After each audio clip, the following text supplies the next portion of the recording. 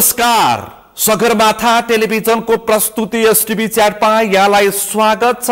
म सुनिल दाहाल।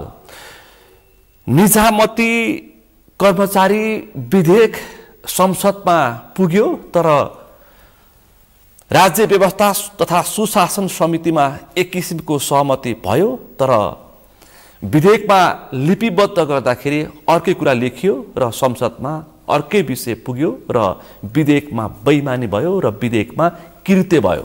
जुन विषयमा अति पेचिलो सवाल जवाफ र जुन विषयमा डरलाग्दो खालको लबिङ भइरहेको थियो, त्यही विषय चाहिँ गडबडी भयो र त्यो विषय यतिखेर मुलुकको मूल राजनीतिमा र आम मानिसको चासोको विषय बनेको छ। कर्मचारीलाई 2 वर्ष सेवा अवधि सकिएको, राजीनामा दिएको र दिइसके पछाडि फेरि लाभको पदमा जान नपाउने विषय नै यतिखेर चर्चाको विषय बनेको छ। यो कुलिङ पिरियडको विषयमा यतिखेर धेरै सवाल जवाफ उठिरहेको छ। विभिन्न कोणबाट टिक्का टिप्पणी र आशंका भइरहेको छ।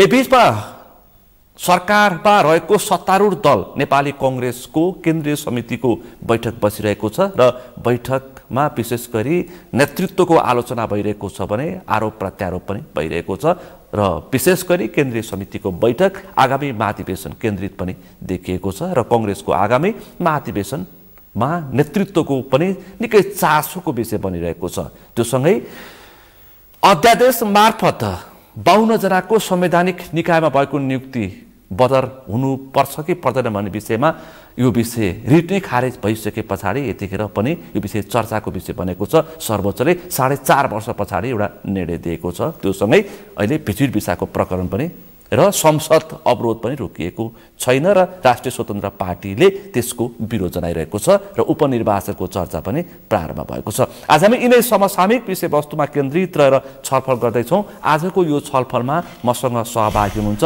नेपाली कांग्रेसका नेता सांसद पूर्व कानुन मन्त्री दिलेन्द्र प्रसाद बडु।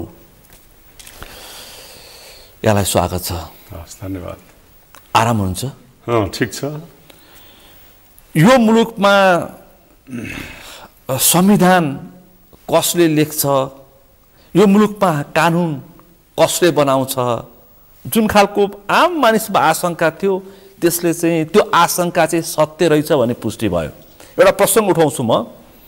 संविधान लेखन पछाडि तत्कालीन प्रधानमन्त्री स्वर्गीय कांग्रेस सभापति नेताले यो धर्मनिरपेक्षताको विषय संविधानमा उल्लेख भइसके पछाडि सुशील कोइरालाले मैले पत्तै पाइन यो संविधानमा धर्मनिरपेक्षताको विषय कसले छिरायो, मैले त एकैचोटि सभामुखको मुखबाट सुने भन्ने प्रतिक्रिया दिनुभएको थियो। त्यतिखेर हामीलाई लाग्यो यो मुलुकमा संविधान अर्कैले लेख्यो भनेर।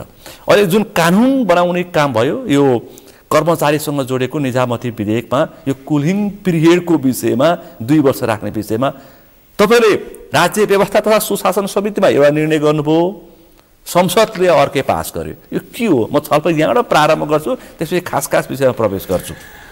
विषय के हो भने तपाईले एउटा जिज्ञासा, एउटा प्रश्न अहिले जुन उठिरहेछ समाजमा कि आखिर कानुन कसले लेख्छ? संविधानकै कुरा, सबभन्दा ठुलो कानुन त संविधान हो र संविधान सम्मत कानुनहरू बन्ने हुन्। मूल कानुन नै कसले लेख्छ भन्नुहुन्छ? मूल कानुन संविधान सभाले लेख्यो र कानुनहरू प्रतिनिधि सभाले र राष्ट्रिय सभाले संसदले बनाउँछ। बुझ्ने कुरा त्यही हो, बनाउँछ। तर यो समग्र प्रक्रियामा को सामेल हुन्छन् यो पनि बुझ्नु जरुरी भइसक्यो। अब यो के हो त भन्दाखेरि विधेयक संविधान सम्मत ढङ्गले आयो कि आएन, ल्याउने काम सरकारले गर्छ। सरकारले त्यो विधेयक कानुन बनाउनका निमित्त विधेयक बन्छ पहिला र संसदमा पेश हुन्छ र त्यो संसदमा पेश हुनुभन्दा त्यो विधेयकका विभिन्न चरणहरू पनि छन्। मन्त्रालय, कानुन मन्त्रालय हुन्छ, अर्थ हुन्छ, आवश्यक अनुसार सबै मन्त्रालयको सहमति लिएर आखिर निजामती विधेयकमा त सामान्य प्रशासन मन्त्रालय हुन्छ। अवश्य अब आफ्नो आफ्नो सरोकारका मन्त्रालय र मन्त्रीहरूले पेश गर्छन्, मन्त्रालयले तयार गर्छ। त्यो गर्नुभन्दा विज्ञहरूको सहभागिता हुन्छ, सरसल्लाह छलफल हुन्छ। यो प्रक्रिया पुरा भइसकेपछि क्याबिनेटले पास गर्छ अनि त्यसपछि मन्त्रालयको मन्त्रीले सदनमा पेश गर्छ। प्रक्रिया यो हो। तर यो विधेयक लेखनमा को हुन्छन्? लेखनमा कर्मचारीहरू जहाँ पनि हुन्छन्, छलफलमा सांसदहरू रहने हो, छलफलले टुङ्ग्याउने नै हो, टुङ्ग्याउने सांसदहरूले संसदले नै हो। तर त्यसलाई लेखन गर्ने, त्यसलाई मिलाउने, भएको निर्णय कहाँ बाँधिन्छ के बाँधिन्छ भन्ने कुरा जिम्मा लगाइन्छ कर्मचारीहरूलाई। अहिले तपाईँले भन्नुभयो नि सङ्घीय निजामती सेवा ऐन भित्र परेको विषय हो यो। मुलुक सङ्घीयतामा गइसकेपछि 72 सालमा गयो, हामीले त्यो संविधान बनेपछि छिटोभन्दा छिटो सङ्घीयतालाई कार्यान्वयन गर्ने कानुनहरू बनाइसक्नु पर्थ्यो, ढिलाइ भइरहेको थियो। यो झन्डै 10 वर्ष यसमा मेहनत भयो, संसद पुग्यो, फेरि फर्कियो, धेरै विवादित रह्यो नि त कतिपय विषयहरू। तर त्यसलाई अब हामीले जिम्मा पायौँ, यसपटक फेरि आयो र त्यसलाई बनाउन एउटा संयोज उपसमिति बनाइयो। व्यापक छलफलपछि ल नमिलेको कुरा मिलाउने एउटा सहमति बनाऊ भन्ने ढङ्गले र हामीले त्यसमा मेहनत गर्यो, लामो छलफल, राति बिहान बसेर पनि हामीले टुङ्ग्यायौँ, किनभने यति आवश्यक थियो र यो बन्यो पनि। र यो बन्दा एउटै कुलिङ पिरियड थिएन, धेरै आवश्यक विषय जसले सङ्घीयतालाई अब कार्यान्वयनमा सघाउँछ, शासकीय सङ्घीयतालाई कार्यान्वयनमा सघाउँछ। यो सङ्घीय निजामती ऐन हो, यो सङ्घीय निजामती ऐन हो। त्यसअनुसार अब प्रदेश निजामती ऐन बन्छ, यसले गाइड गर्छ त्यसलाई पनि। यो नभन्दा हो त्यो बन्नु पाइरहेको थिएन, आफ्नो ढङ्गले बनिरहेको थिए, एक किसिमको व्यथितिको स्थिति आउन लागेको थियो।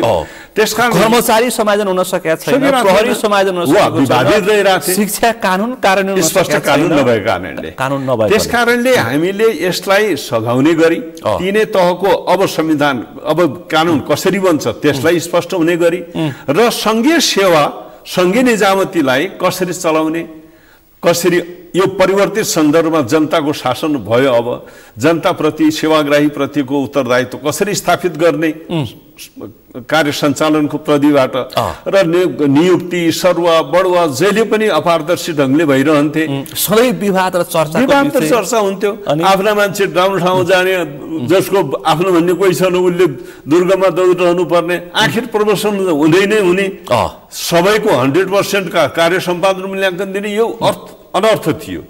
त्यसकारण यसलाई वस्तुनिष्ठ बनाउने चाहना थियो निजामतीमा। त्यसकारण यसलाई वस्तुनिष्ठ ढङ्गले, पारदर्शी ढङ्गले र पूर्वानुमान लगाउन सक्ने ढङ्गले पारदर्शितापूर्वक अब सरुवा बढुवा नियुक्ति त हुँदै हुन्थ्यो र अनि कार्य सम्पादन मूल्याङ्कन जस्ता विषय र मूल्याङ्कनलाई बढुवासित जोड्ने विषय हामीले स्थापित गरेका छौँ। अब सरुवा हुने मान्छे चक्रीय प्रणालीमा सबै भूगोलमा क ख ग घ वर्गीकरण भएको छ नि त भूगोलहरू, त त्यो ठाउँमा सबै जाने अवस्था बन्छ। अब जो पहिले कमा जान्छ ऊ घमा आउँछ, घमा जाने खमा जान्छ, यसरी जान्छ उसलाई अब यो पूर्वानुमान गर्छ, मेरो सर्व आज यहाँ भएको छ, म यसपछि 2 वर्षपछि 1 वर्षपछि म त्यहाँ पुग्छु, त्यहाँ पुग्छु, बस अब चलखेल पनि रोकिन्छ भने यो देखि लिएर कार्य सम्पादनसित पनि जोड्नुपर्छ। कार्य सम्पादनको मूल्याङ्कन कसरी हुन्छ, उसित कार्य सम्पादन सम्झौता गरिया हुन्छ, त्यो सम्झौता काम गरेका छ छैन त्यसको वस्तुगत अवस्था हेरेर मात्रै त्यसलाई मूल्याङ्कनमा जोड्ने, सबैले 100% पाउने अवस्थाको पनि अन्त हुन्छ। हामीले त्यसरी अत्यन्त मेहनत हामीले गरेका छौँ, राम्रो बनेको छ भन्ने हामीलाई लागेको थियो र सबैले खुसी मनाए। अब कम्ती 10 वर्ष लाग्यो भने त राम्रो बन्यो नि त। अहिलेसम्म रोकिएको बल्झिएको निजामती ऐन बन्यो, कर्मचारी ऐन हो, कतिपय बाँकी कुरा होला मिलेर जान्छ नि त, भोलि संसदको प्रक्रिया जान्छ नि त। तर त्यसैभित्र एउटा महत्त्वपूर्ण विषय यो पनि हो, कुलिङ पिरियडको विषय पनि हो। यो किन आवश्यक भयो, पहिलेको विधेयक जुन प्रस्तुत भयो त्यसमा के आएको थियो भनेर जान्नु जरुरी छ। के थियो भने पहिलेको विधेयकमा पनि यो विषय नआएको भए पनि सायद यो प्रवेश पाउनु गाह्रो हुन्थ्यो। विधेयकमा आयो सरकारले ल्याउँदा, सरकारले भने कर्मचारीहरूले लेख्नु भएकै त हो नि, सबै जसरी आयो त्यसमा आउँदा कसरी आयो त भन्दाखेरि सरकारी सेवामा सेवा सकिएपछि अवकाशपछि या सेवामा रहँदै योभन्दा पहिला आइएनजिओमा गइदिने, एडिबी र वर्ल्ड ब्याङ्कका नियुक्तिहरू जाने, मुख्य सचिव भइसक्यो पनि त्यहाँ जाने भएको थियो नि त। बाह्रवाला मुख्य सचिवले विदेशी सङ्घ संस्थामा गएको हामीले त दृष्टान्त पेश गर्यौं। अब यसरी जानु आफैमा ठिक थिएन, एक दोस्रो अहिले स्वार्थबाजी अवस्था पनि त हुन्थ्यो नि त। अब कुनै एडिबी वर्ल्ड ब्याङ्कका योजनाहरूमा आफै काम गरिरहने, उनीसित सम्झौतामा सामेल हुने, अनि आफै उही गएर काम गर्ने, त्यो पनि आफ्नो मुलुकको मुख्य सचिव हो। त्यसकारण उसले मुलुकको के लान्छ? अब यो मोरल डाउन सकिन थाल्यो समाजमा, र यसरी स्वार्थवादी नै ढङ्गले गयो भने त सुशासन यसले दिँदैन। त्यसकारण हामीले भन्यौँ सुशासन दिने हो भने यति होइन, त्यसो भए कर्मचारीहरू एनजिओ आइएनजिओ र एडिबी वर्ल्ड ब्याङ्क मात्र होइन, उसले त ल्याएको थियो त्यति मात्रै, 1 वर्ष भनेको थियो तिनले। हामीले उपसमितिले 1 वर्ष भनेर नै त्यो पनि संसद उसमा विधेयकमै मूल विधेयकमै हो, त्यो एनजिओ आइएनजिओमा जाने कुरा थियो नि, जुन मात्रै त्यसलाई पनि रोक्न मात्रै ल्याएको थियो 1 वर्षमा जान नपाउने भनेर स्वार्थवादी नै ठाउँमा। तर यसलाई हामीले के भन्यौँ भने यो यति किन, यो अहिले त देखिया छ त, अहिले कार्यरत सचिवहरू, मुख्य सचिवहरू अथवा सहसचिवहरू जो सरकारी सेवामा छन् वा निजामती सेवामा छन्, सेनाबाट प्रहरीबाट तुरन्तै रिटायरमेन्ट हुने बित्तिकै मात्र होइन, राजीनामा समेत गरेर संवैधानिक निकायहरूमा राजनीतिक ड्युटी खान जाने कुरालाई पनि रोक्नुपर्छ। यसले पनि स्वार्थवादी नै कुरा हुन्छ, यसले पनि सुशासनमा प्रतिकूल असर भइरहेको छ है। अनुभव भालवाला सचिव हो, संवैधानिक नियुक्ति खाए गए मुलुकमा प्रशस्तै छन्। त्यसकारण यसले पनि यो प्र्याक्टिसले पनि सुशासनमा नकारात्मक असर परेको छ भन्ने हाम्रो निष्कर्ष हुँदा हामीले त्यसलाई के भन्यौँ भने त्यहाँ मात्र होइन, हामीले निजामती सेवा र सरकारी सेवाबाट सेवा अवधि पुरा नहुँदै राजीनामा गरेर वार्ड सेवाबाट अवकाश हुने बित्तिकै दोस्रो दिनदेखि माने अर्को नियुक्ति लिन जाने कुराले पनि सुशासन बिग्रिएको छ। सरकारी सेवा सुविधा तलब खानेहरूको हकमा हो। अब त के त जाने, यहाँ पनि तलब खाने अनि यसको पेन्सन पाक्ने बित्तिकै अर्को सेवा सुविधाको पनि सँगै खाइरहने पनि भइरहेको थियो। हामीले यही सङ्घीय निजामती सेवा ऐनमा त्यसलाई पनि सुधारेको छ। यसवाला यो दोहोरो सुविधा लिन बिल्कुल मिल्दैन। दोहोरो सुविधा लिएको भने त्यो सरकारी बाँकी स्तर र असुल पर हुनुपर्छ।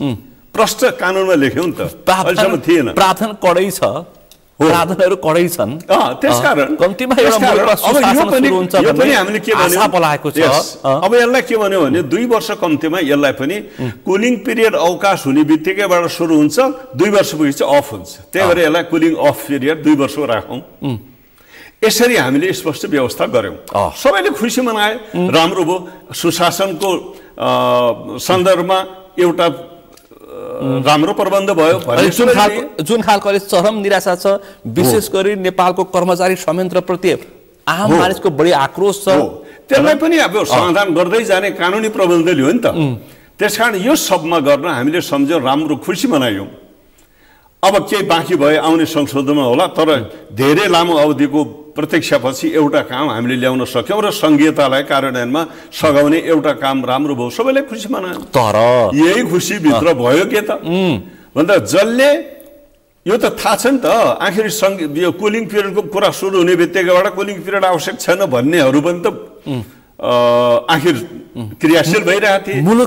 मुलुकको मुख्य सचिवदेखि संसदका महासचिवदेखि सचिवहरू देउसी भैलो खेले सिंहदरबारमा हो। यो कुरा सबैले देखेको कुरा हो, ठिक थिएन तर देखियो। त्यही भएर आशंका सामूहिक राजीनामा दिन्छु भन्दा तपाईँहरूमाथि चेतावनी खडा गरे हो त। सरकारले चुनौती दिए, ओली देवा प्रचण्डमा दबाव सिर्जना गर्न कोसिस गरे। अवश्य यो कुरा बाहिर आएकै हो, सार्वजनिक भएकै विषय कुरा हो। अनि अब यसलाई केसम्म गएर खोजेनन्। अब यस्तो भएको एकातिर थियो भने अर्कोतिर भयो के त, हामीले त निर्णय गर्यौँ। निर्णय गरिसकेपछि जिम्मा लगायो। लेखनको काम त सांसद गर्दैनन्, यहाँले भन्नुभयो नि कसले बनाउँछ भन्दा सांसदहरूले निर्णय गर्ने नै हो। त्यो निर्णयलाई लेखनमा मिलाउने काम चाहिँ कर्मचारी हुन्छ, सुरुदेखि भइरहेको हुन्छन्। र ती कर्मचारीहरू जुन मन्त्रालयले पेश गर्यो त्यो त हुन्छ नै, सामान्य प्रशासन मन्त्रालय हुन्छ नै, र कानुनवाला त रहनु नै पर्यो, किन कानुनी प्रक्रिया मिल्यो कि मिलेन हेर्नुपर्छ। र हाम्रो सचिवालय जुन संसदको सचिवालय अब अहिले हामीले समितिमा बनाउनाले उनीहरूले नै हो। थ्रु आउट छलफलमा पनि उहाँहरूको संलग्नता थियो, छ, रहन्छ। यो फेरि स्थापित पद्धति हो, बुझ्नु भएन? त्यसकारण उहाँहरूलाई जिम्मा लगाइएको थियो। अब अहिले को कसरी पन्छियाला थियो अर्को कुरा हो। विधेयक र प्रतिवेदनलाई एकीकृत गर्न संघीय संसद सचिवालयका सचिव सुरज कुमार दुरा, कानुन न्याय तथा संसदीय मामिला मन्त्रालयमा कार्यरत मानबहादुर अर्याल र संघीय मामिला तथा सामान्य प्रशासन मन्त्रालयको प्रशासन सुधार महाशाखाका प्रमुख सहसचिव मीरा आचार्यलाई जिम्मा दिएको थियो। यिनी हुन्। अब व्यक्तिगत भन्दा त्यो संस्थागत पनि थियो, त्यो पात्रहरू चाहिँ यिनीहरू क्रियाशील थिए, सुरुवातदेखि संलग्न थिए, त यिनीहरूलाई जिम्मा लगाइएकै हो। अब यिनीहरूले के भनिएकै हुन्छ भने आखिर यो निर्णय भयो, पहिलेकोमा यो संशोधन भयो, अब यो संशोधन भइसकेपछि यसलाई कन्ट्राडिक्ट नहुने गरी धारा उपधाराहरूमा मिलाउने हो है भनिएको हुन्छ र त्यो मिलाउने कुरामा कहीँ त्रुटि भएकै हो। अहिले के आयो मैले अघि भने नि, यो त यो 82 सित सम्बन्धित छ क्या, धारा 82 मा हो यो। धारा 82 को 3 मा हामीले लेख्यौं कुनै पनि निजामती कर्मचारी वा सरकारी सेवाबाट अवकाश हुने बित्तिकै अवकाश भएदेखि वा राजीनामा गएपछि पनि कुनै संवैधानिक वा राजनीतिक नियुक्तिमा 2 वर्ष पुरानो भएसम्म फान पाउने छैन। यही व्यवस्था लेख्यौं, पढेको कुरा हेर्दा हुन्छ, त्यहाँ प्रतिवेदन लेखिएकै छ। यो प्रबन्ध हामीले गर्यौं।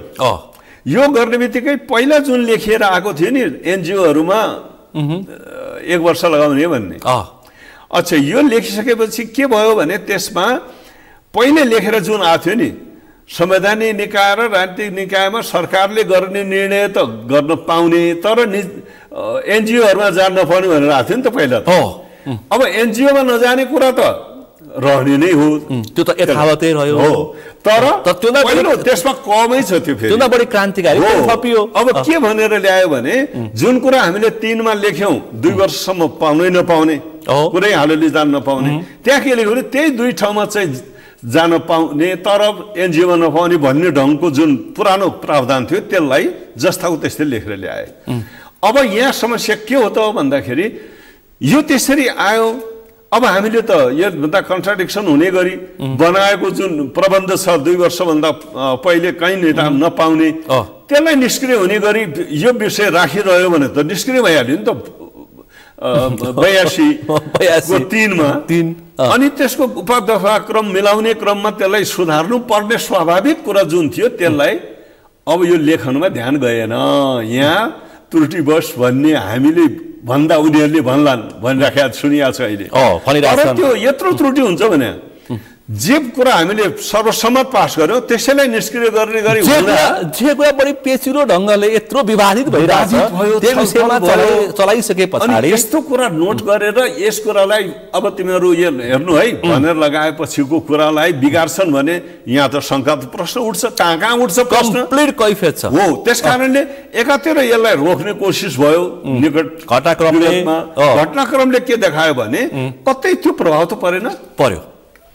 किनभने लेखनमा कर्मचारी साथीहरू बस्नु भएको छ, चाहे त्यो सामान्य प्रशासन हो चाहे हाम्रो सचिवालय हो चाहे कानुनको जो सुरुदेखि यसमा छन् छलफलमा सामेल छन्। अब यो लेखनमा यसरी कन्ट्राडिक्सन राख्नु मिलाउनु दफाक्रम मिलाउनु भनेर लेखिएको छ दिएको छ उनीहरूलाई। अब के भयो भने यहाँ षड्यन्त्र हो भन्ने कुरा त देखियो। नहटिकन आउनु भनेको को संलग्न छन् त भन्ने प्रश्न हो, आउने नै भयो स्वाभाविक रूपले।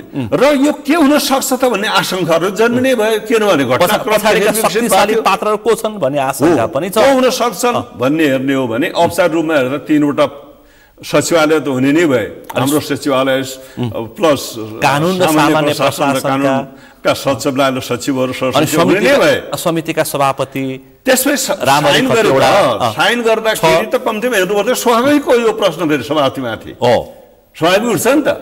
अब उसको नियत माथि कसरी उठाउने, तर उसले हेर्नु पर्थ्यो, हेर्न सकेन, यो स्वाभाविक प्रश्न उठ्ने भयो। हस्ताक्षर गरिसके पछाडि हस्ताक्षर गर्दा त हेर्नु पर्थ्यो, हुनु के पर्थ्यो यो भइसकेपछि संसदमा आएर सबैले हेरेर सुधार्नु पर्थ्यो। तर यो हामीले यति छलफल भएर उनीहरूलाई जिम्मा लगाइसकेपछि अहिलेसम्म प्र्याक्टिस पनि के भयो भने अब सुध्रियो, विश्वासघात भयो।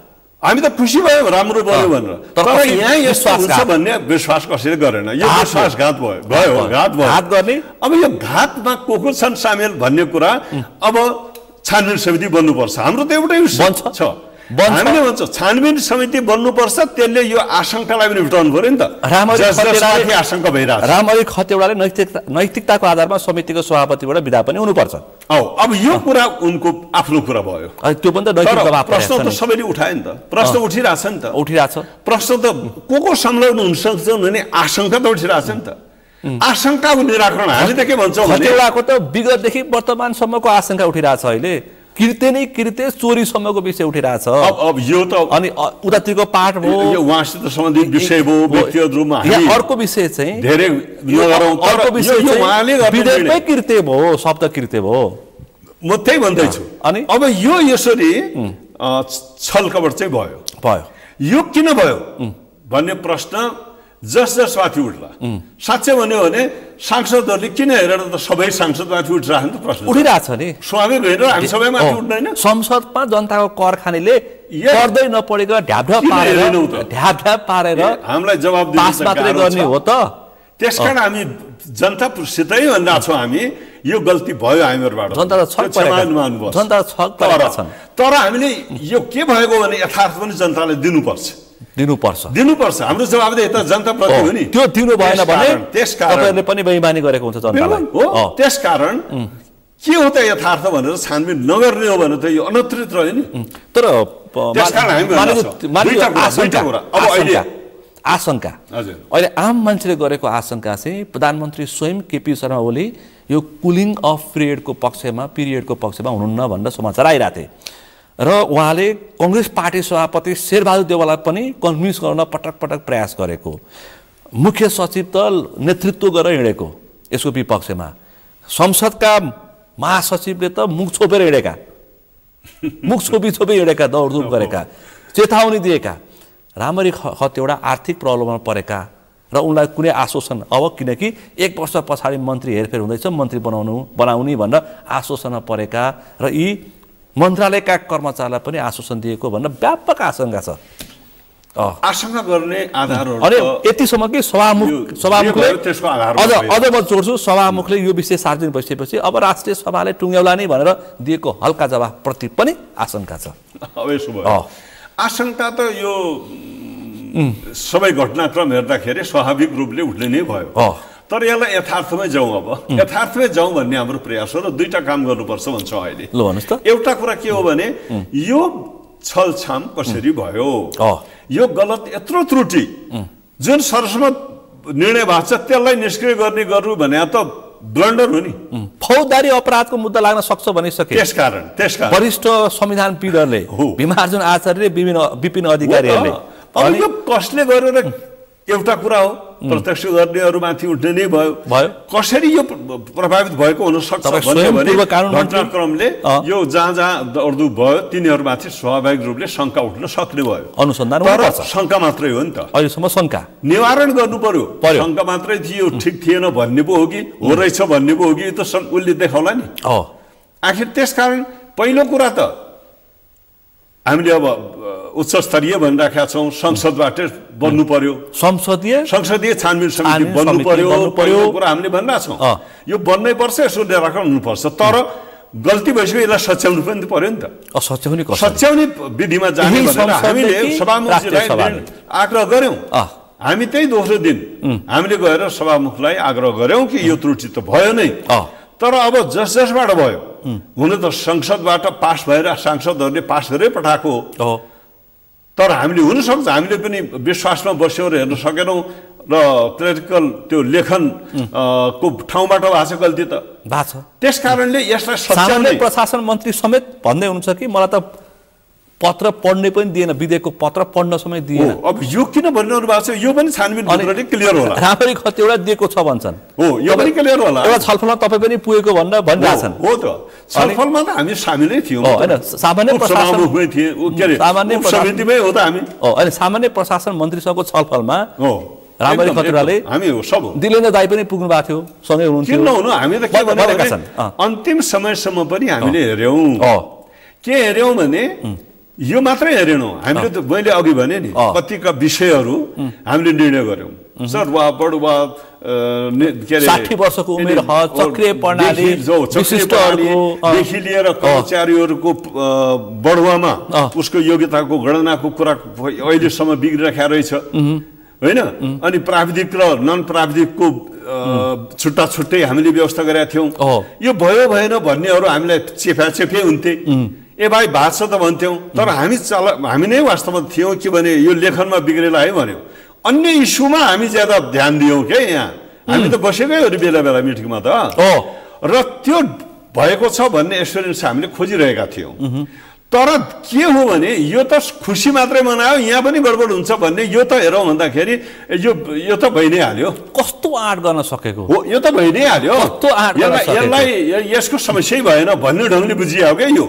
भइसकेपछि कुलिङ फ्युलको त अब सकिहाल्यो कसले चलाउँछ अब यो त हटेर जानु पर्यो यो त हटेर जान्छ भने स्वाभाविक रूपमा होइन जाने नै भयो र यो जे जिज्ञासा थियो ठिकै भयो अब यो के अरे नन गजेटेड कुरा प्राविधिक अपराधका कुराहरू पनि अब मिल्यो भन्यौँ कति मिल्यो र कति मिलेन हामीलाई सबैलाई थाहा छ यो विषयमा केन्द्रित भएर हेर्नुपर्ने काम चाहिँ भयो भन्ने भयो र भएपछि लेखेपछिको हेर्ने कुरा ठाउँमा बिग्रियो क्या यो त लेखन गर्ने कुरा फाइनल भएपछि त वास्तवमा हामी कहाँ संसदमा आइदिया भए हुन्थ्यो यो आउन पाएन हो त किन आएन भन्दाखेरि आउनु पर्ने हामीले सबैले डिमान्ड गरे भए निर्णय गरे भए आइहाल्थ्यो त्यो नगरेर हामीले विश्वासै भन्यो के भने त्यो विश्वासबाटै चल्ने कुरा हो के यो वास्तवमा निर्णय त भइ नै सक्यो अब निर्णय भएकै कुरा लेखेर आउँछ हेर्ने त प्रत्यक्ष जिम्मेवारीमा त आखिर के भन्छ सचिवालय छँदैछ संसदबाट सचिवालय छ सरकारबाट मन्त्रालयहरू छन् त त्यतिखेर रामरले चाहिँ बस सबै ठिक पारेर आउँछ तपाईँले चिन्तै नगर्नुहोस् भनेर जवाफ दिएको भन्ने पनि सार्वजनिक भइरहेछ उनले भने यो सबै ठिक हुन्छ चिन्ता गर्नु परेन त्यो त भन्ने नै पर्दैन हामीले पनि त्यही विश्वास गरेका छौँ हामीले त्यो चाहिँ नलिने विश्वास गऱ्यौँ त हामीले पनि समितिको सभापतिले त्यसकारण त्यो ठाउँमा भएको हेर्न पाएको भए त्यो गल्ती बिल्कुल हुँदैन थियो त्यहाँ षड्यन्त्र भएको भए पनि षड्यन्त्र भएको भए पनि हामीहरूको हातमा हेर्थ्यौँ त यो फाइनल अब संसद जानुभन्दा पहिले ठिक छ छैन भनेर शङ्का गरेर हेरे भए हुन्थ्यो नि अब शङ्का नगर्नु र त्यसलाई नलिकन किन गयो भने प्रश्न उठाएन छिटो गयो भनेर सबै खुसी भयो फेरि तपाईँ पटक पटक मन्त्री पनि त्यही खुसी बनायो मानिलिनु तपाईँ पटक पटक सांसद हुनुभएको छ यसभन्दा अगाडि पनि तत्कालीन लेखा समितिको सभापति माओवादी नेत्री शशि श्रेष्ठले त यस्तै विषयमा सङ्घले सरुवा गर्ने कि प्रदेशले गर्नेमा सङ्घले गर्ने भनेर बनाइदिँदाखेरि त्यतिर पनि कारवाही परेका थिए नि कर्मचारी अनि यो खेल त कर्मचारी त खतरनाक हुन्छ अहिलेको विषय होइन लामोदेखि समयदेखि चलिरहेछ अहिलेको नयाँ विषय त कुलिङ पिरियड थियो हो अहिले अन्य कुराहरू थिए उसमा हामीले नयाँ प्रबन्ध पनि अहिले गरेका छौँ विगत भन्दा राम्ररी बनाएको छ भन्ने लाग्छ हामीलाई अनि मुख्य सचिव र सचिवहरूको 1 वर्ष घट्ने 2 वर्ष 4 वर्ष अनि थुप्रै छ विषयहरू सहसचिव नायब सुब्बाको सेवा प्रवेश रोग उपसचिव शाखा अधिकारी सहायक खरिदारमा खुला प्रतिस्पर्धा राख्नु भएको छ तपाईहरुले अनि महिला र पुरुषको उमेर हद राख्नु भएको छ अनि आरक्षणको विवाद भइराखेको थियो सधैँ आरक्षण सुविधा लिने होइन नन गजेटेडमा एक पटक गजेटेड मा अर्को पटक दुई पटक भन्दा बढी लिन नपाउने यो पनि अहिले व्यवस्थित भएको कुरा हो अहिले धेरै सभामा प्रवेश गर्नु अब के गर्ने त अब राष्ट्रिय सभाले त्यसकारणले अब राष्ट्रिय सभाले लिएन भने के होला यसको सत्य तथ्य छानबिनै गर्नुपर्छ त्यो एउटा विषय हो सुकैको सङ्घलाई जे जसरी छानबिन समिति चाहिँ बन्छ त बन्छ होला अब यत्रो भइसक्यो नबन्ने त कुरै हुँदैन नि किनभने यसमा त कसैको विमति छैन सम्पूर्ण पार्टीहरू सम्पूर्ण सांसदहरू एक ठाउँ भएको विषय नै यही हो प्रधानमन्त्रीले चाहनु भएन भने त्यसो सम्भव छैन अब तपाईको कांग्रेस पार्टी हैन कांग्रेस पार्टी सभापति स्थिति आयो भने फेरि हराउला तर बन्छ अझै पनि मान्छेले आशंका गरिरहेछन् कांग्रेस पार्टी सभापति शेरबहादुर देउवालाई पनि प्रधानमन्त्रीले प्रभावित पार्न सक्छन् कि भन्ने पनि कुरा आइरहेछ हैन आशंका र पार्टीमा तपाईलाई प्रभावित गर्छन् ककललाई यहाँसम्म प्रभावित गर्ने यो सबै कुराहरु पनि स्पष्ट होला छोड्नु हो पार्टीमा तपाईहरु के गर्नुहुन्छ केन्द्रीय कमिटीको बैठक चलिरहेछ अब त्यसो यो विषय अहिले संसदको छोड एक प्रकार टुक्यौं र हामी के भन्छौं यसलाई सच्याउने पनि सांसदहरुकै मार्फतबाट यहाँ जे भयो यो ठाउँमा त पुग्यो। प्रतिनिधि सभाले सच्याउँछ कि राष्ट्रिय सभाले हो? अब राष्ट्रिय सभामा प्रतिनिधि सभा त फर्किँदैन अहिले त। अब राष्ट्रिय सभा सभामुखको विशेष अधिकार छ भन्ने पनि बहस भइरहेछ। होइन, त्यो विशेष अधिकार भन्ने कुरा हुँदैन। यदि के हो भने संसदले बनाएको डकुमेन्ट कसैले पनि त्यो अधिकार पाउँदैन चेन्ज गर्ने। तर त्यो के हो भने सुधार्ने पनि उहाँलाई त्यो अधिकार हुँदैन। ठिक कुरा, संसदले पनि पाउँछ नि त, यही संसदले पाउन सक्छ। त्यसोस्ले हामीले के भनेको थियो भने हाम्रो सभामुखलाई मान्छेले बनाउने कानुन हो। हामीले के भनेको थियो भने हामीले नै यसबाट भएको गल्ती सच्याउँछौँ र सरकारले सच्याएर सरकारले नै हो पेश गर्ने माथि ल, मन्त्रालयले गर्ने हो, मन्त्रीले गर्ने हो। पहिले सच्याउँ हाम्रो पनि अनुरोध थियो। यहाँ चाहिँ बिगार्न पायो भने राष्ट्रिय सभामा खेल्न पाइन्छ भने दाउ पेशले पनि यसो गरिएको हो भनिएको छ। अब यो आशंकाले त आशंका जन्माउँदै गयो नि त। यहाँनिर त्यसो होला। त्यसकारण अब हामी के भन्दै हामी के गर्दैछौँ र त्यो आशंका निवारण कसरी होला त? र यो कामलाई आखिर माने पुरा गर्नु सम्पन्न गर्नु पनि पर्यो नि त। यो कुलिङ पिरियडको भएको परिवर्तन राख्नु पर्यो, त्यो सामेल गर्नु पर्यो नि त विधेयकमा। त्यस कारणले त्यसलाई गर्ने एक ठाउँ अब बाँकी रह्यो राष्ट्रिय सभा। हामी यहीबाट सुधारेर लैजाने कि पेश गर्दैमा सरकारले नै पेश गर्दा सुधारेर राख्ने कि अपरा उसमा त्यो बाटो अब सकिएको छ, किनभने दर्ता भइसक्यो। अब त्यहाँ गएर एउटा प्रक्रिया हुन्छ यसको, के भने अब सरकारले पेश गर्छ, मन्त्रीले यसमाथि विचार गर भन्छ, सामान्य विचार गरिन्छ।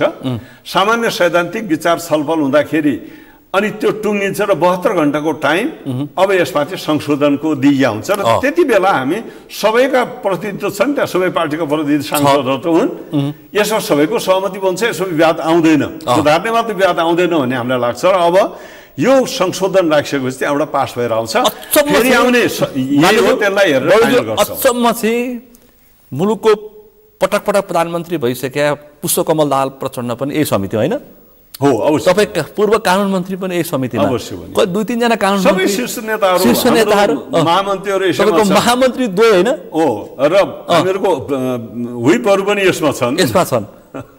त्यस कारणले यहाँ त्रुटि भएको हो। यत्रा शक्तिशाली मान्यहरू हुँदाखेरि पनि भयो त्यो ठाउँमा चाहिँ निगरानी लास्टमा शङ्का गरेर हेरे भए सुध्रिहाल्थ्यो, शङ्का नगरेर। तपाईँहरू भन्दा नि शक्तिशाली त अर्कै समूह रहेछ नि यहाँ। अब देखियो यसलाई अब कसरी सक्रिय भयो त्यो समूह भन्ने कुरालाई खोज्नुपर्छ। अब छानबिन गरेर कस्नुपर्छ अवश्य पनि यो कुरा फेरि नदोहोरियोस् भन्ने कुराको सुनिश्चितता नजिर सिकाउनु पर्छ। अब यस्ता षड्यन्त्र अन्तिम बनोस् भन्नु। राष्ट्रिय सभाले अपनत्व गरेन के गर्ने त? अब राष्ट्रिय सभाले अपनत्व गरेन, प्रतिनिधि सभाको यो विधेयकलाई जस्ताको तस्तै पास गरिदियो भने के होला? नै हाम्रो प्लान, हाम्रो योजना र हुनुपर्ने र हुने विषय नै षड्यन्त्र भयो भने के होला? अहिले त हामी त्यति नै मानौँ, षड्यन्त्रको शङ्का गरिरहँदा पनि त्यो प्रक्रियामा जानु पर्छ। षड्यन्त्र भयो तपाईँहरू के गर्नुहुन्छ? प्रक्रियामा पस्छौँ हामी, प्रक्रिया पस्छौँ। षड्यन्त्र भयो भने के गर्नुहुन्छ? हामी प्रक्रियामा पस्छौँ र त्यसले पूर्णता पाउँछ। अहिले हामीले चाहेको र हाम्रो प्लान त्यही हो, अपेक्षा राखौँ त्यही हो, राष्ट्रिय सभाबाट सचियोस्। यस। अब यहाँ चाहिँ 35 जना सचिव, मुख्य सचिव, महासचिवहरूको चाहिँ यो अहिले सर्वोच्चमा हिजो राति मध्यरातमा टुङ्गिएको संवैधानिक अङ्गहरूको नियुक्तिमा के हुन्छ भन्नेमा थियो होइन? मुख्य सचिवहरू लामो समयदेखि प्रतीक्षामा थियौँ। अख्तियारको प्रमुखमा जाने, यदि यो रिट खारेज भएन भने निर्वाचन आयोग खाली, महिला आयोग खाली, मानवाधिकार आयोग खाली, विभिन्न खालका आयोगहरूमा मान्छेहरू 52 जना खाली हुन्थे। सचिवहरू त्यहाँ आँखा ताकिरहेथे। अवश्य पनि खाली भइरहेको सम्भावना थियो। यो सम्भावना हिजोदेखि सकियो, मध्यरातमा सकियो। सम्मानित सर्वोच्च अदालतले सम्बन्धित इजलासले एउटा रिट गरिसकेपछि त्यसलाई सबैले सम्मान गर्छौँ। अब त्यहाँ जान खोज्दै थियो, तर निर्णय आउनुभन्दा पहिलेका अनुमान त विविध थिए, सबलाई थाहा छ नि। अब खाली हुन्छ, त्यो खाली हुने ठाउँमा जानेहरू पनि तयारी थिए, पठाउनेहरू पठाउन तयार भइरहेका थिए। प्रेम राईहरू सचिवबाटै गएका हुन्, दिनेश थपलियाहरू सचिवबाट गएका हुन्। त्यो पनि एउटा योजना अवस्था थियो जससित जोडिएको थियो के यो सबै। तपाईँले सचिवहरूको रोजीरोटी नै खोजिदिनु भएछ नि त, अनि आक्रोशित हुँदैन त? यत्रा संवैधानिक निर्वाचन आयोगमा जान्थे साथीहरू, अख्तियारमा जान्थे, मानवाधिकारमा, महिला आयोगमा, जनजाति आयोगमा, दलितमा, मुस्लिममा सबैतिर पुग्थे नि। अब जानबाट रोकिया पनि होइन। 2 वर्षको कुलिङ पिरियड राख्नुको अर्थ नै के हो भने यहाँ यो विषय विवादित रोकेको छैन। मान्छेले यहाँ यो विषय विवादित भएर आम मानिसको चासो र आक्रोश भएपछि अदालतमा प्रभाव पर्यो भनिरहेछन्। नभए अदालतबाट अर्कै आदेश आउन सक्थ्यो भनिरहेछन्। त्यसरी प्रभाव पर्यो भनेर त कसरी भनौँ? अनुमान मान्छे आखिर सर्वोच्च अदालतले गर्ने निर्णय सबैभन्दा राष्ट्रिय गर्ने निर्णय यो सम्मानित ठाउँबाट भएको निर्णय हामीले सम्मान गर्नुपर्छ। अब धेरै आशंकाहरूलाई मेटाइदियो यसले। तर त्योभन्दा पहिले हुने आशंका त स्वाभाविक थिए। यो मुलुकमा फेरि पनि भने मुलुकमा कानुन र संविधान चाहिँ कर्मचारी र बिचौलियाले बनाउँछ भन्थे। नीतिगत निर्णयमा मन्त्री परिषदसम्ममा उनीहरू हाबी हुन्छ भन्थे। अब घटनाक्रमले पुष्टि गर्दै रहेको छ।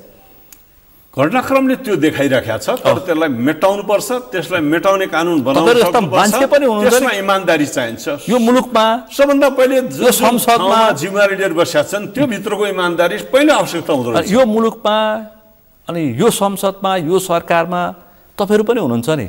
हो, अवश्य पनि। हामी सामूहिक रूपमा निरीह पार्दिए तपाईँहरूलाई त। सामूहिक जिम्मेवारीमा हामी पनि पर्छौँ। निरीह बनाइदिए अवश्य। त्यसलाई स्वीकार स्वार्थ समूहले चाहिँ त्यसलाई स्वीकार्नुपर्छ। तर त्यसलाई मेटाउनुपर्छ। त्यसलाई रोक्ने कानुनहरू बनाउनुमा हामी लाग्नै पर्छ। र अर्को कुरा के हो भने यस्ता ठाउँहरूमा कानुनी उपचार नै हो नि त।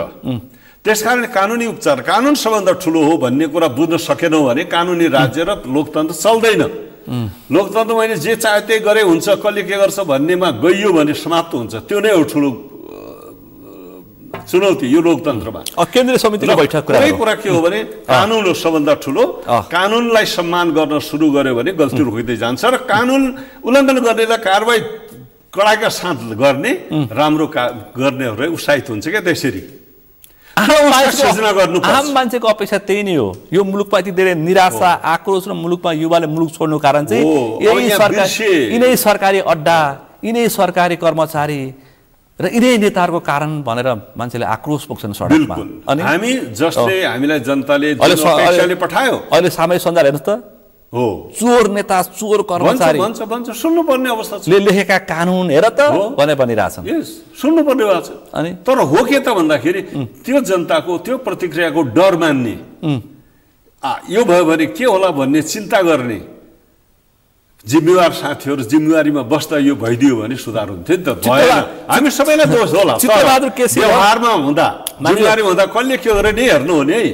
चित्रबहादुर केसी र प्रेम सुवालले पटक पटक भन्छन् कि पछिल्लो पटक यो संसदमा बिचौलिया ठेकदार अपराधीहरू छिरेका छन्। यो संसद होइन, संसद जस्तो पनि छैन भनेर भन्छन् नि। त्यो संसद बाहिर अब स्थापित हुन थाल्यो।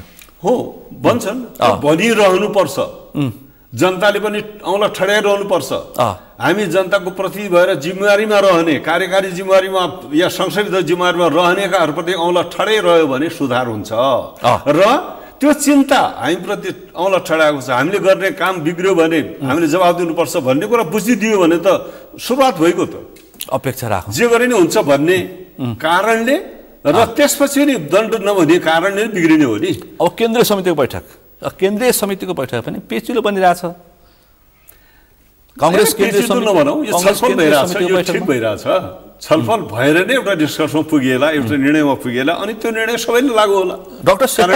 डाक्टर शेखर कोइरालालाई कारबाही गर्नुपर्छ भन्न सांसद विनोद चौधरीले प्रस्ताव राखे। बीपीको भतिजोलाई चौधरीको च्यालेन्ज। अब यो यो यो लोकतान्त्रिक पार्टीभित्र काङ्ग्रेसभित्र यो विषय नयाँ होइन। यस्तो भइसक्यो। अब के भयो भने यो फेरि पार्टीमा यो आफ्नो मनमा लागेका कुराहरू बोल्न सक्ने नै भयो। अनि कति बोल्ने, कुन प्रमाण सहित बोल्ने, कुन आधार सहित बोल्नेहरूले ख्याल राख्ने कुरा हो। बोल्न पाउने त हुन्छ नि त। तर अब यो किन उठाए त यो कुरा? अनि हैन, अर्को सबै छलफल भइरह होला नि, जवाब आउला नि त। आइरहेछ। हो, त्यसकारण तेरामक्समा भ्रष्टाचारको मुद्दा खेपेका मोहन बस्नेत महामन्त्री गगन थापालाई च्यालेन्ज दिए। गगन थापाले दिए जवाब, फोहोरीलाई म चलाउँदिन भनिदिए।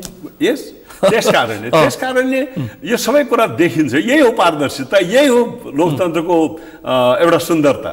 त्यसकारण यसलाई एउटा निष्कर्ष पुग्नुभन्दा पहिला छलफल भइरहेछ, राम्रो भइरहेछ। मन्त्रीहरूको कार्यशैली दोस्रो। अर्को कुरा के हो भने एजेन्डाहरू विभिन्न आएका छन्। एजेन्डा क्लियर भएन, यसलाई क्लियर गरौँ भनेर जिज्ञासा राख्नलाई लागि त एजेन्डा भयो, छलफलको व्यवस्था भयो नि त। सेन्ट्रल कमिटीको मिटिङ अलि ढिला बसेको, धेरै दिनपछि बस्या हुनाले पनि धेरै कुरा आउन थाले छन्। यदि क्रमशः टाइममा बस्ने गरिदिया भए धेरै कुरा सुल्झिँदै गइरहेका हुन्थे। अहिले आउने आसनको पुराना कुरा भन्दा पनि अब आसन्न अगाडि के छ परिस्थिति त्यति मात्रै सीमित भएर केन्द्रित भएर गर्न पाइन्थ्यो नि त। त्यसकारण त्यसको पनि अभाव भएको हो, समयमा नबसिदिने। सेन्ट्रल कमिटी फुल कमिटी त बस्नु पर्थ्यो नि त बेला बेला। अब त्यसकारणले हाम्रो विधानले नै व्यवस्था गरे अनुसार हामीले यो कार्य सम्पादन समितिमा भएका विषयहरूलाई अनुमोदन गर्ने पनि एउटा विषय हुन्छ। तर कतिपय विषयहरू कार्य सम्पादन समिति पनि ढिला बस्ने जस्ता कुराहरू जुन भइरहेको थियो नि, थोरै समूह पदाधिकारी मात्रै बसेर गरे भन्ने पनि त गुनासो भइरहेको थियो नि त। आउटलेट पाउँदैछ अहिले। अब यो ढिलो गरी बस्या हुनाले यो सबै कुराको आउटलेट अहिले आइरहेको छ, सबैले बोल्न पनि पाइरहेको थिएन। त यो स्वाभाविक ठान्नुपर्छ र यसले म त के ठान्छु भने सकारात्मक मन्त्रीहरूको चर्को आलोचना भइरहेको छ। सकारात्मक हुन्छ यसरी लिऊ। कांग्रेसबाट प्रतित्व गर्ने मन्त्रीहरूको पनि चर्को आलोचना भयो। स्वाभाविक हो, स्वाभाविक हुन्छ। के काम गरिरहेछ यिनीहरूले? अब त्यसले यो आलोचना किन भयो यसको जवाब दिनु तयार रहनुपर्छ। आखिर पार्टीले पठाएको हुन् मन्त्रीहरू, पार्टीप्रति हुनुपर्छ। पार्टीले पनि जनतालाई जवाब दिनु परिरहेका हुन्छ नि त। कांग्रेसबाटै गएका मन्त्रीहरू बढी विवादित भइरहेछन् फेरि पछिल्लो समय। यसो समीक्षा हुन्छ, कठोर समीक्षा हुन्छ केन्द्रीय समितिको बैठकमा। अवश्य हुन्छ। उहाँहरूले पनि आफ्नो विषय राख्नुहुन्छ, उहाँप्रति पनि के प्रश्न हो सबैले राखिराखेका छन्। त्यो स्वाभाविक हो। अहिले योभन्दा पहिले पनि हुन्थ्यो, अहिले अब अझ ज्यादा भइरहेको छ। किनभने समाज अझ खुला भयो। किनभने यो लोकतान्त्रिक अधिकारका प्रयोगहरूको गर्ने क्रम पनि अहिले त बढेको हो नि त। यो वातावरण बन्दै गएको छ, समाज पारदर्शी भएको छ। तर जिम्मेवारीपूर्वक बोल्नुपर्छ, म यो त्यही भन्छु। तथ्यपूर्ण बोल्नुपर्छ। आशंका वा आरोपका आधारहरू सहित बोल्ने हो नि। त्यसकारण त्यसलाई निराकरण त हुन्छ। त्यसकारण छलफलले नै यसको अब सेन्ट्रल कमिटीको मिटिङ मलाई लाग्छ केही दिन अरू चल्ला। हामी एउटा नयाँ निष्कर्षमा नयाँ निर्णयका साथ पार्टी एक ढिक्का भएर नै जान्छ। साझा विषय उठेर आउनु पर्ने। कांग्रेस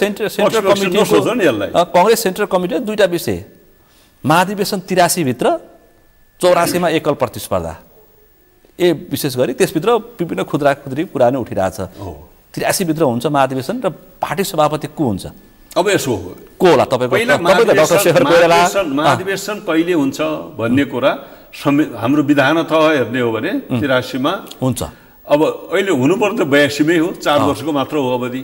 तर अहिलेसम्म प्र्याक्टिसले 6 महिना थप्ने त्यस असामान्य अवस्था भनेर भन्छ। तर सबैले आफ्नो अनुकूल बनाउने गरेकै होइन अहिलेसम्म, र 1 वर्ष थप्ने गरिएकै हो। 6 महिना 1 वर्ष थप्ने सामान्य हो। थपिने कुरालाई हामीले रोक्न बडा गाह्रो भइरहेछ। सकेसम्म यो प्र्याक्टिस पनि ठिक होइन।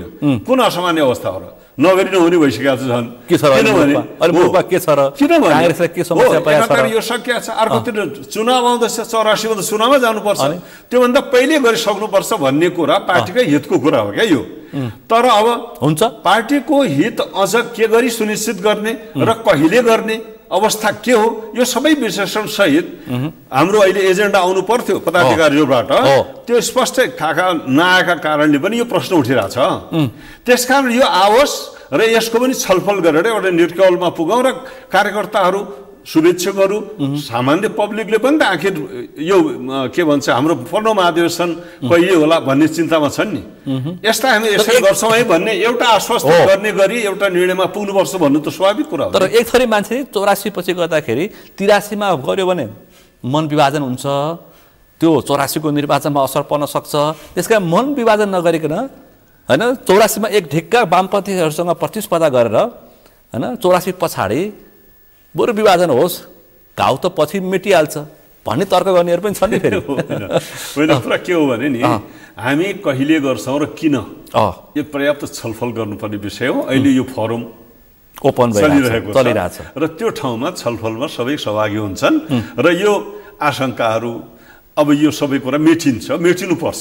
त्यसमा नेतृत्व कसको त अब यो त अधिवेशनले डाक्टर शेखर कोइराला, शशाङ्क कोइराला, गगन थापा, प्रकाशन मत, फेरि पुराना 5-6 जना नेताहरू, पुराना 5-6 जना हो उमेरले पनि समस्यामा पारेका हैन, गोपाल मान श्रेष्ठदेखि प्रकाशमान सिंहदेखि हैन थुप्रै लागिरहेछन्। कतै 8 जना अर्को समूह बनिरहेछ, के होला? अब यो त के हो भने कुनै पनि पार्टीको महाधिवेशन भनेको एउटा उत्सव पनि हो, हौसलापूर्वक त्यसलाई सम्मान गर्नुपर्छ। त्यो उत्सवलाई सौहार्दतापूर्वक स्वच्छ प्रतिस्पर्धाका साथ सम्पन्न गर्नुपर्छ र लोकतान्त्रिक पार्टीका नाताले जसले प्रक्रिया अनुसार अब यसो भन्नु पर्यो उ त जित्छ। तपाईँ सुदूरपश्चिम ल्याउँछ, मोर देन 50% ल्याउँछ। तपाईँ सुदूरपश्चिमको कङ्ग्रेसको खम्बा पनि हो हैन? अब तपाईँको समर्थन डाक्टर शेखर कोइराला हैन? हामी त्यति बेला को उठ्छन् पनि हेर्ने हो र हामी सुरुदेखि सुशील कोइराला हामी 14 महासन हामीले उठाएकै हो नि। अब त्यो प्रतिस्पर्धा आदरणीय अहिलेको सभापति आदरणीय शेरबहादुरजी हुनुहुन्थ्यो एउटा प्रतिस्पर्धामा, एउटा महासचिव प्रतिनिधिको नाताले र महासचिव प्रतिका नाताले हामी सबै आफ्नो ठाउँमा उठेका थियौँ र हामीले शेखर कोइरालालाई नेतृत्व हामीले समर्थन गरिरहेका थियौँ। अहिलेसम्म तपाईँको समर्थन छ? हामी समर्थन छ, किन नहुनु? अहिले अब फेरि के भयो, संस्थापन पक्षको हेर्नु न, अहिले हेर्नु न क्लियर गरौँ यसलाई। के हो भने अब आदरणीय शेरबहादुर नउठेपछि कोही त उठ्छ नि त संस्थापन पक्षबाट। अब पक्ष र विपक्ष न हो, अब कांग्रेसमै सोचौँ अब त। अब यो कस्तो भइसक्यो भने कोही कहाँ रहिरहेको छ ठान्नु भएको छ र को कहाँ नेपाली कांग्रेस हो नि। कांग्रेसभित्र नेपाली कांग्रेसको हित अब भविष्यको चुनौतीलाई सामना गर्न सक्ने र भविष्यमा एउटा लोकतान्त्रिक पद्धतिमा यो पार्टीलाई हिटाउने र जनताको सर्वोत्तम प्रिय पार्टी बनाएर मुलुकको नेतृत्व गर्ने पार्टी बनाउने चुनौतीमा कसले साथ दिन सक्छ, कसले लिड गर्न सक्छ भन्ने कुराको निर्णय गर्ने ठाउँ अब छ।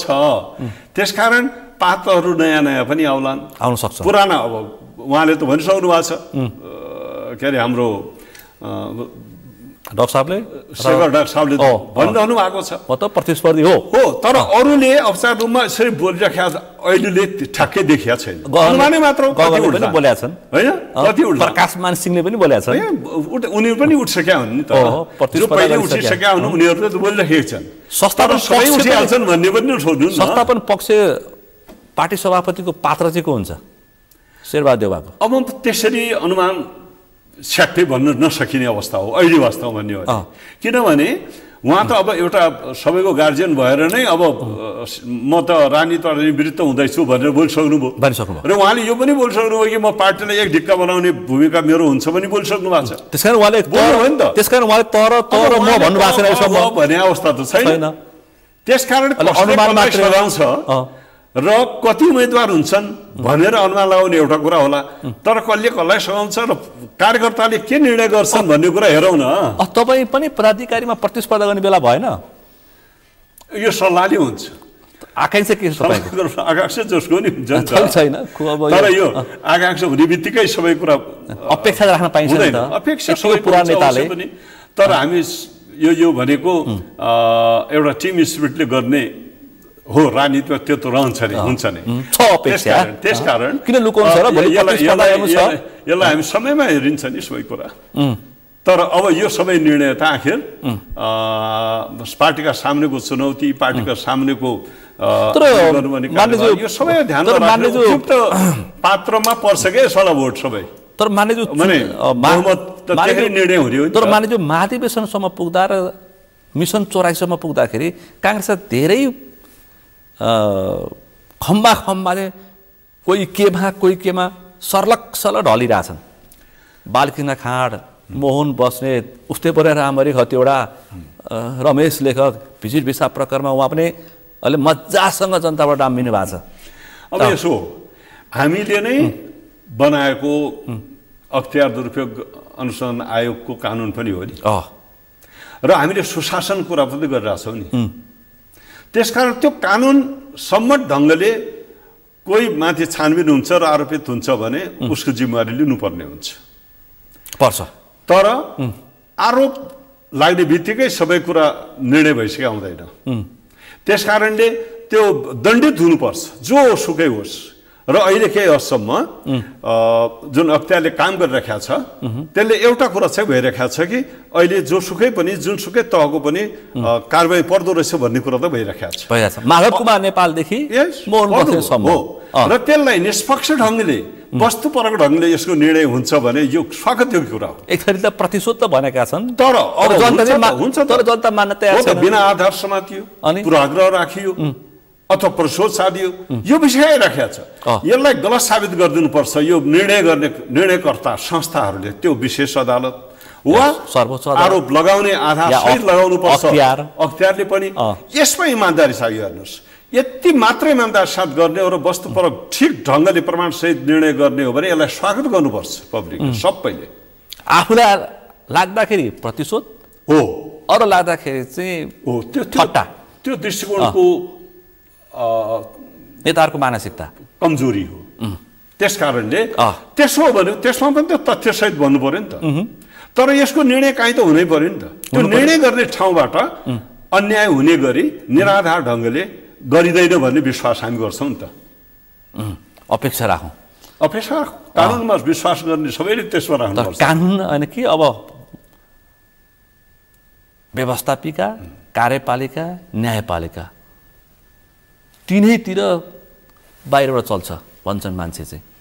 न कार्यपालिका न व्यवस्थापिका जस्तो छ देखिहाल्यो, न कार्यपालिका जस्तो छ, न न्यायालय जस्तो छ। त्यसकारणले केही त्यस्तो त्रुटि छ भने सोच्याउनु पर्छ र आगामी दिनमा यो कुरा गलत भयो भनेर साबित दिनुपर्छ हाम्रो व्यवहारले, हाम्रो निर्णयहरूले। अब 1 वर्ष भयो केपी ओली नेतृत्वको सरकारमा काङ्ग्रेस समावेश भएको। अब केपी ओलीको पनि समीक्षा गर्नु पर्यो र आफ्ना मन्त्रीको अब गम्भीर प्रकृतिले समीक्षा गर्नुपर्ने बेला आएन। निराशा छ बजारमा, आम नागरिक अहिलेको चालु बैठकमा सेन्ट्रल कमिटी यस विषयको समीक्षा हुन्छ भइरहेको छ आफ्ना मन्त्रीहरूको समग्र सरकारको, केपी ओली सहितको हो। अवश्य पनि यो सरकारको साझा रूपमा, किनभने यो त साझा सरकार हो नि अहिले त। त्यसकारणले हामी अहिले केपी ओलीजीको नेतृत्वमा सरकारमा सामेल छौँ। यो हाम्रो एउटा समझदारी, सातबुद्धि समझदारी सहितको यो सरकार गठन भएको छ। तर कार्यान्वयन छैन, कति भयो, कति लागू भयो, कति भएन भन्ने प्रश्न उठिरहेछ। संविधान संशोधनको कुरा, सुशासनका कुरा खोइ त्यसकारणले केही छैन, खोइ बोल्नु पर्यो तपाईहरु। यी संविधान संशोधनको कुरा वास्तवमा यसलाई एउटा मुलुकमा हरेक 1 महिना 2 महिनामा परिवर्तन हुने, सरकार परिवर्तन हुने कुरालाई त मेटायो नि। एउटा स्थायित्व यसले दिन्छ, हामीले भनेको थियौँ स्थायित्व त भइरहेछ। तर अन्य विषयहरूमा त समीक्षा हुने नै हो। नागरिकले के पाए हो भने त पाए, डेलिभरी कस्तो भयो भन्ने विषय त समीक्षाको विषय हुन्छ नि। भ्रष्टहरूलाई पाता कसैको छैन, सुशासन कस्तो छ, यस यो विषय संसदले पनि खोज्छ सरकारसित। र यति बेला हाम्रो पार्टीको जुन चालु बैठक छ यसमा यो कुरा उठ्छ। तपाईले यो सबैमा गम्भीर तरिकाले समीक्षा गर्नु भएन भने थाहा पाउनु भयो नि, बाहिर थाहा पाउनु भयो नि। कुलमान घिसिङदेखि बालन शाहरुसम्म, हर्क साम्पाङदेखि तपाईँको सुदूरपश्चिम गोपी हिमालसम्म पार्टी बनाउन खोजिरहेछन्। त्यसकारणले यी सबै कुराको समीक्षा आवश्यक छ, वैकल्पिक समीक्षा आवश्यक छ। नयाँ अनुवादले भनिसके रूपन्देहीको क्षेत्र नम्बर 3 होइन अब निर्वाचन हुने, उपनिर्वाचन त्यही देखाइन्छौँ हामीले भनिसके सागर ढकालले। अनि स्वाभाविक हो नि, निर्वाचन हो त। निर्वाचनमा त स्वतन्त्र ढङ्गले आफ्नो आफ्नै पार्टी पनि लड्ला, यी साना पार्टीहरूले त्यसरी गर्लान् नै, स्वाभाविक कुरा मान्नुपर्छ। राजाबाजीहरू अर्को च्यालेन्ज दिइरहेछन्। अवश्य छ त, यो संविधानले दिएको अधिकार त आखिर सबैले प्रयोग गर्लान् नि। यो रूपन्देही 3 को उपनिर्वाचनमा एकल प्रतिस्पर्धा हुन्छ कि सत्तारूढ दलको सामूहिक हुन्छ? यसको केही तयारी छलफल अहिले नै भइसकेको जस्तो छैन। एमाले तयारी गरिसक्यो सक्छ भनेर भनिहाल्ने अवस्था बनिसकेको छैन। एमाले तयारी गरिसक्यो, खिमलाल भट्टराई तयारी त सबैले गरिराखेकै होला, हाम्रो पनि भइराखेको होला। तर यही भन्ने अवस्थामा हामी पुगेका छैनौँ। को हुन्छ, बालकृष्ण खाड्के अरू कोही? त्यसकारणले म उहाँको अझै पनि भुटानी शरणार्थी प्रकरण निष्कर्ष पुग्ने ठाउँमा अहिलेसम्म पुगिसकेको छैन। मन्त्री हेरफेर हुन्छ कि नभए अब त्यो पनि पार्टीले गर्ने निर्णय हो। यो समीक्षा पनि भइरहेको छ, यो सबसित जोडिएर त्यहाँतिर गइन्छ होला। त्यसकारण यसलाई हेरफेर त अब गर्नुपर्छ भनेर शेखर कोइरालाले भनिसक्नु भएको छ। त्यसकारण भन्छु म, एउटा समयले त हेरफेर त होला नि, के भयो। तपाईँको सुदूरपश्चिमको खम्मा नेता रमेश लेखक गृहमन्त्रीलाई भिजिर भिसा प्रकरणमा यस्तो डाम्दाखेरि, यति धेरै आलोचना हुँदाखेरि तपाईँलाई कस्तो लाग्यो? मजा त लागेन, यो अवस्था आउनु हुँदैन थियो, बिल्कुल नमजा लागेको छ। छानबिन समिति बनाछ, तर छानबिन समिति बनाछ, शंकर दास बैरागीको नेतृत्वमा समिति बनाछ, नमजा सबै लाग्यो। पत्याका छैन त्यो छानबिनले लेखकलाई छानबिन गर्छ भन्दा नै छानबिन समितिले एउटा तथ्य त ल्याउँछ नै, उनलाई छानबिन नगर्ने भन्दा छ अब नसच्चिने प्रबन्ध सहितको प्रतिवेदन ल्याउने भनेको छ र अब यो त्रुटि कहाँ छ त्यो पनि हेर्ने नै हो त्यसले भने त छ त्यो कुरा। त्यसकारणले त्यो अपेक्षा गरौँ सबै कुरा अब सुध्रेर जाला, यी त्रुटिहरूको पुनरावृत्ति नहोला, यसरी विश्वास गरौँ। लेखकलाई त प्रतिरक्षा गर्ने कठिन भइरहेछ, नैतिकताको सवाल अझै पनि उठिरहेछ, नैतिकता प्रदर्शन गर्नु पर्दैन। अब त्यही भनिरहेको छु भने नैतिकता प्रदर्शन गर्ने कुरा व्यक्तिभित्रको छ भने त्यही भित्र त्यसैले नेताले नै गाइड गर्ने हो क्या। त्यसकारण उहाँले गर्ने निर्णय हो। अहिले जबरजस्ती जोगिँदाखेरि पनि 84मा त तपाईँलाई समेत धक्का लाग्न सक्छ सुदूरपश्चिममा, ख्याल गर्नु भएको छ? अनि हामीले के भनेर लाग्छ, किन बोक्यो भनेर? यो बोक्ने नबोक्ने विषय हो र यो भने यो त एउटा प्रक्रिया टुङ्गाउने कुरा हो नि, त्यही भनिरहेछ। त्यसकारणले यो प्रक्रिया टुङ्गाउने विषय होला नि त, त्यसकारण टुङ्गिनुपर्छ। यस कुरामा चाहिँ हेर्छौँ हामी, यो निष्पक्ष ढङ्गले टुङ्ग्याउनका बाटोमा नगइकन यो टुङ्गिनुपर्छ भन्ने पक्षमा तपाईँ? अवश्य पनि यो टुङ्गिनुपर्छ र छानबिन निष्पक्ष हुनुपर्छ, म भन्दैछु त। प्रभावित हुनु भएन हरेक विषय हामी भन्दा छौँ। आरोपलाई आधारसहित तथ्यसहित निराकरण गर्नका निमित्त छानबिन भने हो, त्यसमा छानबिन भने निष्पक्ष ढङ्गले अप्रभावित भएर कसैबाट प्रभावित नभएर सक्छन् बैरागीले लेखकलाई छानबिन गर्न जनताको प्रश्न। अब तिनलाई नै विश्वास गरेर राखिएको छ। आखिर यो कुरा संसदमा पनि उठ्यो, पेश भयो। आरोपितले बनाएको छानबिन समितिले गर्छ, छानबिन भन्छ जनताले। अब कतिको असहमति पनि भएको छ जनताले। त्यो के भन्छ आयोग जुन बन्यो त्यसमा हामीले त अब आयोगले यसको रिजल्ट दिन्छ भन्ने विश्वास सहित हामीले त्यसलाई त सबैले मान्यौँ। ठ्याक्कै जनताको प्रश्न, जो आरोपित उसैले बनाएको छानबिन समितिले, त्यही पनि एउटा पूर्व प्रशासकले सक्छ? अब यस्तो शक्तिशाली सरकारको गृहमन्त्रीलाई जनताको सिधा प्रश्न छ, जनता त बुझ्दैछ अहिले। अब म त्यही भन्दैछु, धेरै बुझ्दैछन् जनता। अब यो जनताको सिधा प्रश्न आउँछ सबैमा भन्ने कुरा बुझेर त्यसको प्रतीक्षा गरौँ, त्यसको निष्कर्षमा निष्पक्ष ढङ्गले जनतालाई पनि यो ठिकै गरे है भन्ने ढङ्गको निष्कर्षमा पुग्नु दिनुपर्छ, पुर्याउन सहयोग गर्नुपर्छ। त्यसपछि तपाईँसँग फेरि छलफल गरौँला एकचोटि। अनि अन्तिममा छु, पूर्व राष्ट्रपति पूर्व उपराष्ट्रपति त आइसके, सक्रिय राजनीतिमा नन्दकिशोर पुन पासाङ भन्ने माओवादी कार्यकर्ता, अब एमालेमा विद्यादेवी भण्डारीको आउने घोषणा भयो। आजैदेखि सुरक्षा निकाय बाहेक सबै सेवा सुविधा उहाँले त्याग गरिसक्नुभयो। तपाईँ के भन्नुहुन्छ? अब यसो हो, हामीले सामान्यतया अपेक्षा गरेको विषय के थियो, बुझेको विषय के थियो भने राष्ट्रपति जस्तो साझा दायित्वमा गइसकेका मान्छे, राष्ट्रपति जस्तो सर्वोच्च सम्मानित पदमा गइसकेका मान्छे अब कुनै पार्टी विशेषसित फेरि संलग्न भएर क्रियाशील हुन्छ भन्ने त्यो अनुमान थिएन। तर त्यसलाई रोक्या पनि रहेछ, कुनै कानुनले रोक्या त रहेनछ। त्यसमा कानुनले नरोक्या कुरा त गर्न पायो नि त, पायो। त्यसकारण गर्न पायो। अब यसमा धेरै प्रश्न उठाइरहनु जरुरी छैन। किन लाग्छ मलाई भने राज्यलाई पनि झट्ट हेर्दा राज्यलाई पनि त एउटा दायित्वबाट मुक्ति भयो नि त।